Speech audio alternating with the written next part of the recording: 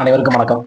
இன்னைக்கு நம்ம சாதுரியன் யூடியூப் சேனல்ல என்ன பார்க்க போறோம் அப்படின்னு கேட்டீங்க அப்படின்னா, திருநெல்வேலி பகுதியில் உள்ள மக்களுடைய நீண்ட நாள் கோரிக்கை. அதாவது என்ன கேட்டீங்க அப்படின்னா, திருநெல்வேலி, தூத்துக்குடி, திருச்செந்தூர், பாபநாசம் இந்த பகுதிகளை இணைத்து சீனவிலை ஆகிய பகுதிகளை இணைக்கக்கூடிய ஒரு முக்கியமான பிரதான சாலையான குளவநீர்புரம் ரயில்வே கேட்.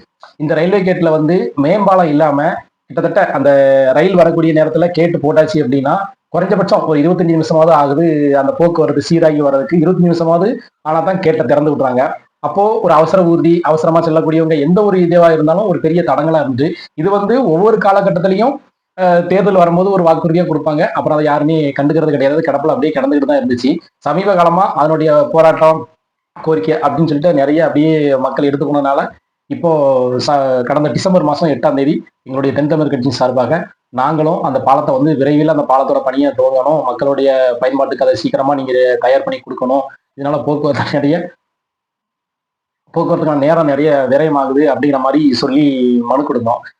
டிசம்பர் 8ஆம் தேதி நாங்கள் நெல்லை மாவட்ட ஆட்சித்தலைவர்கிட்ட மனு கொடுக்கும் போதே ஆட்சித்தலைவர் என்ன சொன்னார் அப்படின்னு கொண்டதுல இதுக்கான நிலங்கள் கையகப்படுத்தப்பட்டு அதற்கான வரைபடங்கள் தயாரிக்கப்பட்டு இன்னும் சில மாதங்களில் பணி துவங்க இருக்கிறது என்பதை உங்களுக்கு தெரிவிச்சுக்கிறோம் அப்படின்னு சொல்லி எங்களுக்கு கலெக்டரேட்ல இருந்து எங்களுக்கு பதில் மனு அனுப்பியிருக்காங்க.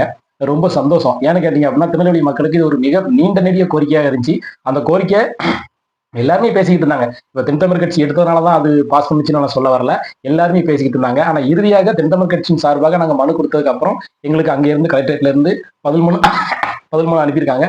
அந்த மனுவில் இன்னும் சில மாதங்கள்ல பணிகளை ஆரம்பிக்கிறது அப்படின்னு சொல்லி எங்களுக்கு தகவல் வந்திருக்காங்க. அந்த தகவலை மக்களாகிய உங்களுக்கு நான் பகிர்ந்துக்கிறேன். இதுல இன்னொரு விஷயம் என்னன்னு கேட்டீங்க அப்படின்னா, இதே விஷயத்த குளவணிகபுரம் ரயில்வே கேட், அதாவது ஒய் வடிவ மேம்பாலம், அந்த ரயில்வே கேட்ல இருக்கக்கூடிய மேம்பாலத்தை கட்டணும் அப்படின்னு சொல்லிட்டு வரக்கூடிய 2026 தேர்தல் அறிக்கையில இந்த கோரிக்கையை ஒரு தேர்தல் அறிக்கையா வைக்கணும் அப்படின்னு அனைத்து இந்திய அண்ணா திராவிட முன்னேற்ற கழகத்தோட நெல்லை மாவட்ட நிர்வாகிகள் எல்லாரும் சேர்ந்து கட்சிக்கு இதை வலியுறுத்தி இருக்கிறாங்க. அதாவது இது வந்து ஒரு முதன்மையான கோரிக்கை. இந்த கோரிக்கையை நீங்க தேர்தல் அறிக்கையிலேயே இதை நீங்க கொண்டு வரணும் அப்படின்னு சொல்லி வச்சிருக்காங்க.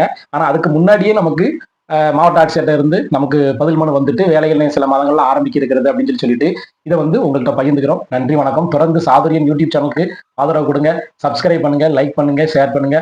நன்றி.